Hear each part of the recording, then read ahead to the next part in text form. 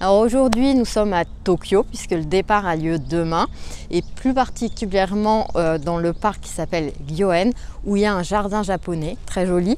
Et je trouvais important de finir avec mes quelques conseils pour bien voyager avec une sclérose en plaques. Donc tout d'abord, je prévois vraiment un planning qui est adapté à mes symptômes. Vous avez vu, moi, les douleurs, la fatigue, c'est surtout ça qui limite le voyage et la station de bouffe. Donc je ne charge jamais trop les journées.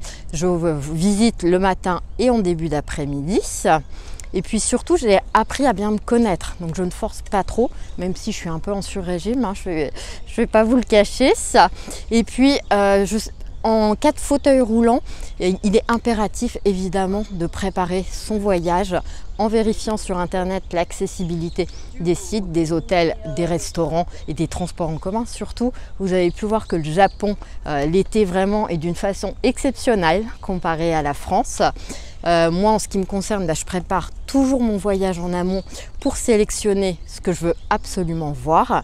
Et ça m'évite de perdre du temps déjà. Et puis l'ami qui m'accompagne est suffisamment indépendant pour visiter l'après-midi.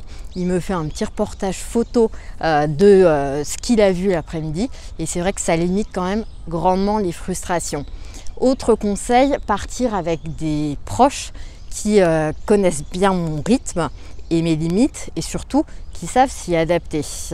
Et ça, c'est probablement le plus difficile à trouver. Et j'en profite pour remercier l'ami qui m'accompagne, partenaire de fou rire et de voyage depuis plus de 15 ans, voire 16. Et c'est lui que vous pouvez remercier d'ailleurs pour les très jolies photos du Japon et puis les vidéos. Bon, vous avez pu voir avec ma vidéo sur l'arsenal antidouleur que je préparais bien médicaments, TENS, donc neurostimulation, la cigarette électronique. Et enfin, dernier conseil, moi je sais que le soir, si je suis épuisée, je vais dîner là où je dors. Parce qu'en voyage, je préfère vraiment profiter de mes journées ou de mes demi-journées plutôt que des soirs, même si vous avez pu constater aussi que j'avais fait 2 ou 3 soirées, alors toujours tôt, mais très sympathique et typique surtout. Donc en conclusion, les voyages c'est éprouvant physiquement, c'est une évidence, mais c'est quand même surtout et avant tout vraiment ressourçant psychologiquement.